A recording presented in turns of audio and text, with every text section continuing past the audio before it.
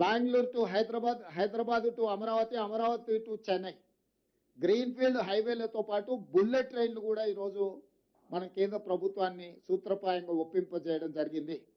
దీంతో దూరము తగ్గుతుంది. డెడికేటెడ్ గ్రీన్ఫీల్డ్ హైవే, ఎక్స్ప్రెస్ హైవేలు వేయడం ద్వారా, బుల్లెట్ ట్రైన్ ద్వారా రవాణా సులభతరం చేస్తున్నాం.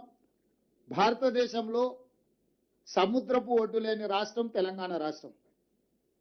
ఒకప్పుడు నిజాం ప్రభుత్వంలో మచిలీపట్నం పోర్టు కూడా మన దగ్గర ఉండేది, నిజాం రాజ్యం ఉన్నప్పుడు. ఈ రోజు మనం మచిలీపట్నం పోర్టు కూడా ఈరోజు కనెక్టివిటీ డెవలప్ చేస్తున్నాం. తద్వారా ఈ మ్యానుఫ్యాక్చరింగ్ జోన్లో సొంత దేశాలే కాకుండా విదేశాల నుంచి కూడా పెట్టుబడులను ఆకర్షించడం ద్వారా ఈరోజు అభివృద్ధి ప్రణాళికలు సిద్ధం చేస్తున్నాము. ఇవాళ తెలంగాణ రాష్ట్రంలో ఒకే ఒక ఎయిర్పోర్ట్ ఉంది. ఇంకా ఎయిర్పోర్ట్లు రావాల్సిన అవసరం ఉంది. పారిశ్రామికవేత్తలు అడుగుతున్నారు. అందుకే వరంగల్లో ఒక అంతర్జాతీయ స్థాయి ఎయిర్పోర్ట్ నిర్మిస్తున్నాం. ఆదిలాబాద్లో ఎయిర్పోర్ట్ నిర్మించాలనుకుంటున్నాం. భద్రాద్రి కొత్తగూడెంలో ఎయిర్పోర్ట్ నిర్మించాలనుకుంటున్నాం. రామగుండంలో ఇంకొక ఎయిర్పోర్ట్.